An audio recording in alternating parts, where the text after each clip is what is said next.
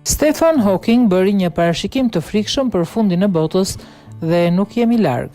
Një vit para se të vdiste, në vitin 2018, fizikani vizionar Stephen Hawking paralajmëroi se rritja e pakontrolluar e popullsisë dhe rritja e konsumit të energjisë mund të çonin në ngjarje katastrofike, përfshirë shkatrimin e tokës në një top zjarri gjigant. Duke folur në summitin WE të Tenkent në vitin 2017, ai filloi duke thënë se nuk ka asnjë shenjë që progresi teknologjik dhe shkencor do të ngadalësohet ose do të ndalet në të ardhmen, sigurisht jo deri në epokën Star Trek, e cila është vetëm 300 vjet larg. Vuri në dukje ai dhe paralajmëroi megjithatë rritja aktuale eksponenciale nuk mund të vazhdoj për mijëvjeçarin e ardhshëm.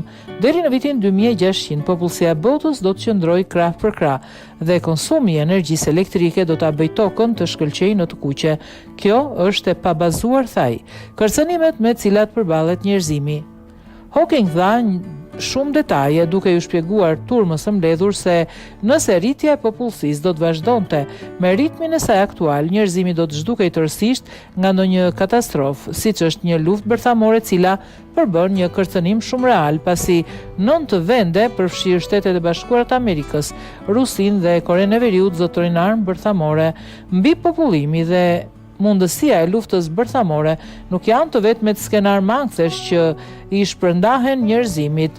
Stephen Hawking në një moment të fjalimit të tij tha në mënyrë karakteristike: "Është shumë e mundur që UFO-t të përmbajnë vërtet alien, siç besojnë shumë njerëz, dhe qeveria po e mban të fshetë. Nuk mund të komentoj." Duke përfunduar, duke renditur rreziqet që kërcënojnë njerëzimin, ai tha se bota mund të shkatërrohet edhe për shkak të pandemive në rritjes së inteligjencës artificiale IA dhe ndryshimeve klimatike.